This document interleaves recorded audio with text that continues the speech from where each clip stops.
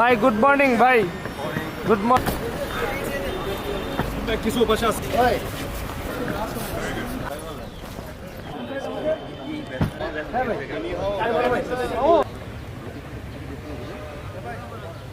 যা দেখছি আমাদের খুব কাছের লোকগুলো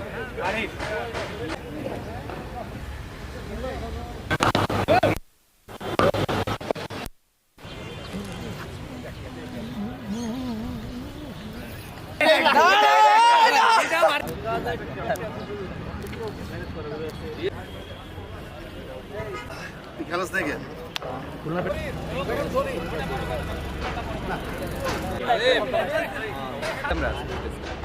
প্র্যাকটিসটা কেমন দেখলেন আসলে সিলেটের? লুকিং ভেরি নাইস, যে সব মানে খুব প্রফুল্ল আর কি, যেটা যে এনথুজিয়াম আছে সবার মধ্যে।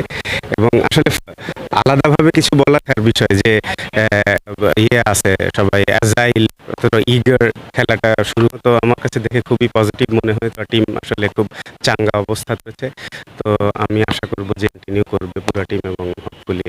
রোল নিউ চ্যালেঞ্জ কিনা? না, আমার লাইফে আসলে কোনো কিছু চ্যালেঞ্জ নিতে, মানে এগুলোকে চ্যালেঞ্জ, মানে ক্রিকেটের মানুষ, ক্রিকেটের মধ্যে চ্যালেঞ্জের কিছু না, আলটিমেটলি ঘুরে ফিরে একটাই। এই হাসান, জাকির আলী অনেক এবং তানজিম হাসান সাকিবের উপর এক্সট্রা দায়িত্ব থাকবে। টিমের প্রত্যেকটা তারা একইভাবে পালন করবে, কারো উপর আলাদাভাবে চাপাই দেওয়ার প্রতি আমি আসলে না।